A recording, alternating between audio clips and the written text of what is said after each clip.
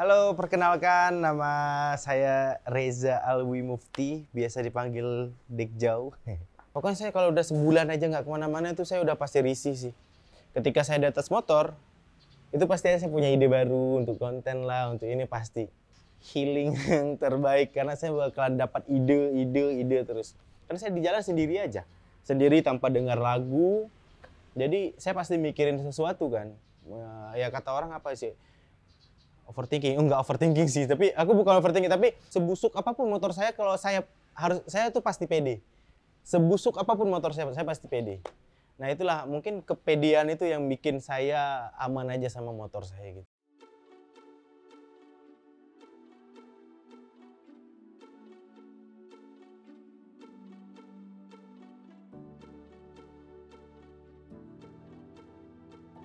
Halo, perkenalkan nama saya Reza Alwi Mufti, biasa dipanggil Dekjau. Kenapa dipanggil Dekjau itu panjang banget lagi ceritanya.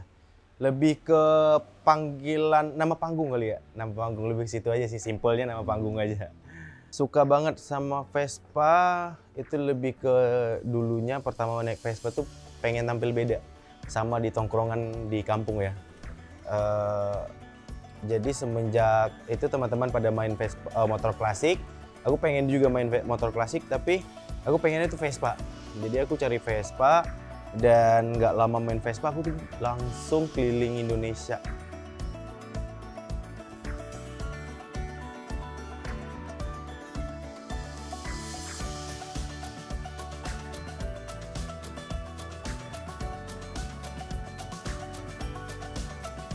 Oh, awal pertemuan Vespa. Jadi aku karena udah banyak banget Vespa ya. Awal pertemu Vespa, Vespa pertama dulu Sprint, Vespa kedua ada Bajaj, ketiga ada Excel, keempat ada aduh banyak banget lagi. Tapi yang aku bawa touring itu adalah namanya Sipari. Sipari itu yang aku bawa keliling Indonesia, 2 tahun keliling Indonesia. Dan sekarang Vespanya itu di Aceh karena aku berasal dari Aceh ya. Halo teman-teman Aceh semua. Jadi aku berasal dari Aceh. Vespa Sipari ini sekarang di Aceh udah aku museumin ya. Udah museum, paling dia touring tipis-tipis di kampung aja. Dan sekarang yang aku bawa touring lagi namanya Si Putih.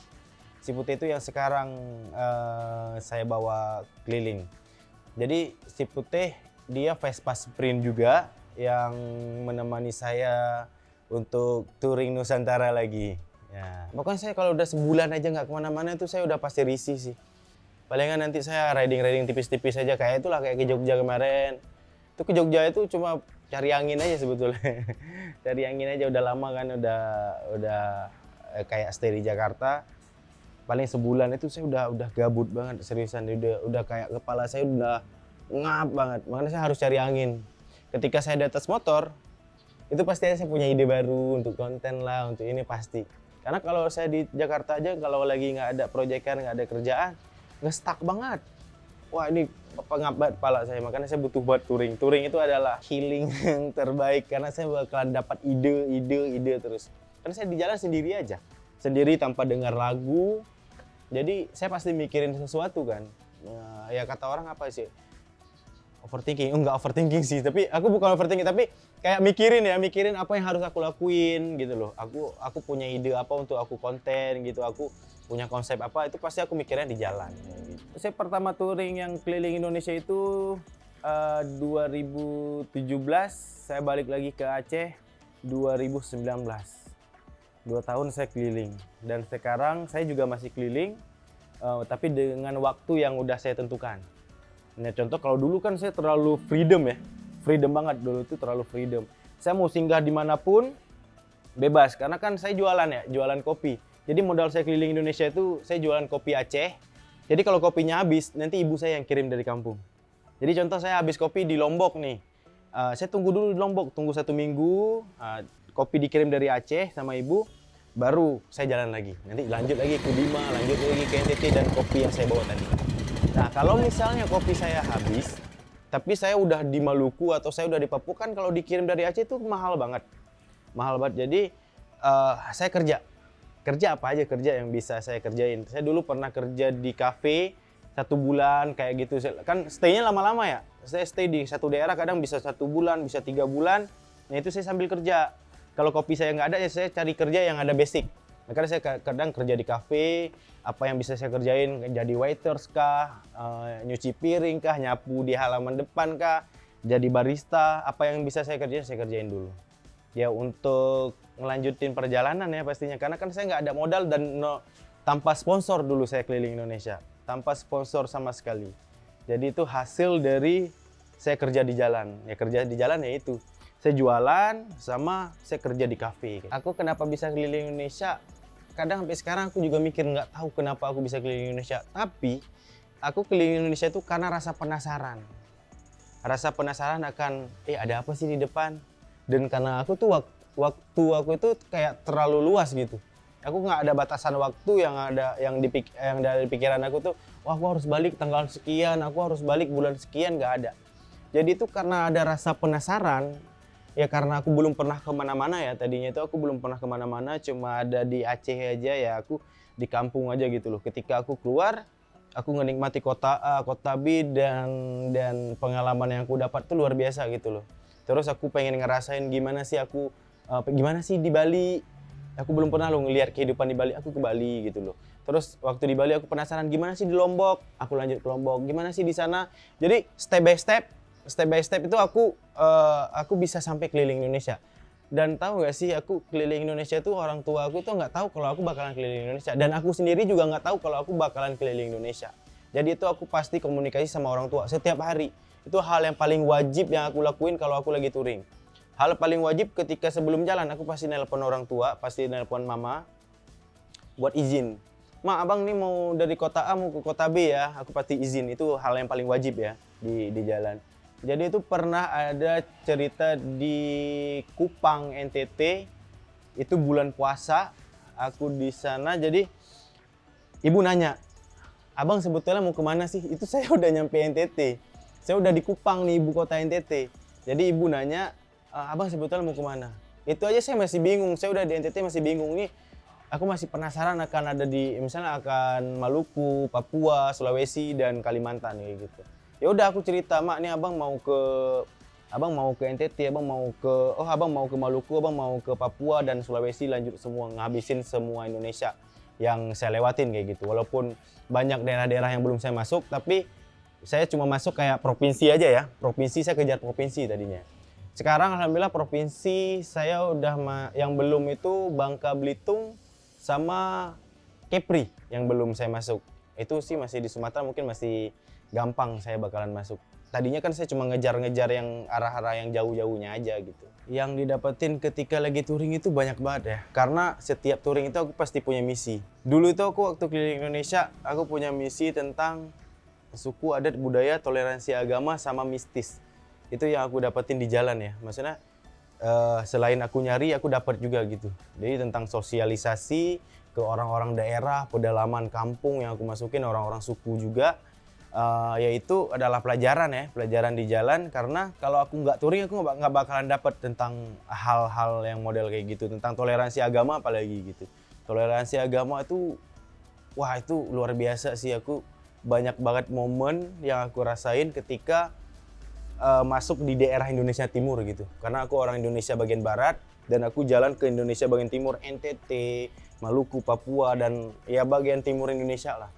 Dan itu tentang toleransi agama dan sosialisasi gimana sih aku bisa masuk ke orang yang di luar Vespa. Atau contoh orang-orang kampung yang aku bisa sosialisasi sama mereka, aku bisa tahu gimana kehidupan mereka, aku bisa tahu gimana cara mereka menerima tamu, tata krama cara mereka di sana, dan banyak banget sih. Tapi ada satu lagi hal yang menurut aku tuh menarik banget tentang mistis. Pastinya ya kalau kita keliling, nggak cuma aku sebagai pengendara Vespa, ada teman-teman yang backpackeran, yang emang ya traveling juga, pasti ada hal-hal mistis kan di jalan. Nah itu tuh mistis yang menurut aku tuh hal yang nggak aku cari tapi dapat gitu loh. Tapi ada beberapa mistis yang mungkin nggak bisa aku ceritakan Tapi itu cuma untuk sekedar pengalaman di perjalanan aja. Perjalanan yang nggak bisa dilupakan selama perjalanan itu, saya pernah ditangkap sama orang kampung dikira teroris. Serius, saya pernah ditangkap sama orang kampung dikira teroris itu di NTT. Itu kenapa saya ditangkap? Ya saya sebetulnya nggak jadi masalah ya. Sebetulnya itu nggak jadi masalah. Ya namanya orang waspada ya. Itu habis kasus bom gereja di Surabaya tahun 2018 dan aku berada di NTT. Ya namanya orang sana mungkin mereka ada dengar info dari info katanya ada teroris masuk ke NTT gitu-gitu ya, namanya digeledah kan. Ya lebih diinterogasi sih, lebih diinterogasi. Ya alhamdulillah kita aman-aman aja jadi bisa lepas. Tapi ya lumayan juga ya, lumayan deg-degser sih. Ya jadi pengalaman yang nggak bisa dilupain pasti itu. Dan aku masih ada loh oleh-oleh yang dari sana. Sorry ya. Aku tuh masih ada oleh-oleh nih. Ini dari dikasih di Desa Pemburu Paus sebagai oleh-oleh tanda minta maaf mereka karena aku aku ditangkap dikira teroris. Sampai sekarang aku masih pakai ini. Ini oleh-oleh dari sana. Dan aku masih ada juga gelang. Ini aku ditangkap juga dikira teroris juga di NTT. Aku 3 kali ditangkap dikira teroris itu. Jadi tanda minta maaf mereka kayak ngasih sesuatu oleh-oleh gitu buat aku. Iya, doa orang tua itu terbaik. Doa orang tua itu selalu terbaik. Mungkin saya ada cuplikan sedikit video waktu saya kecelakaan di Toraja. Itu saya dari atas itu dari Buntu Burake. Buntu Burake itu patung Yesus di Toraja yang di ketinggian itu. Saya pernah kecelakaan di sana putus tali rem. Saya itu cuma jarak 1 meter tuh jurang. Saya hampir masuk jurang dan itu menurutnya itu saya selamat karena doa orang tua. Dan kemarinnya lagi saya singgah yang kedua kalinya ke Sulawesi. Saya kembali lagi tuh ke tempat yang saya kecelakaan di sana. Dan gimana ya, kadang anak-anak touring yang kenal saya ketika mereka lewatin sana tuh pasti mereka sering banget nge-storyin, "Bang, masih ingat nggak tempat ini, tempat abang pernah kecelakaan dan nyawa di ujung rambut," gitu loh. Wah itu hal yang nggak bisa dilupain juga tuh, karena saya alhamdulillah ya selama di perjalanan nggak ada hal yang kecelakaan atau yang tidak diinginkan lah ya.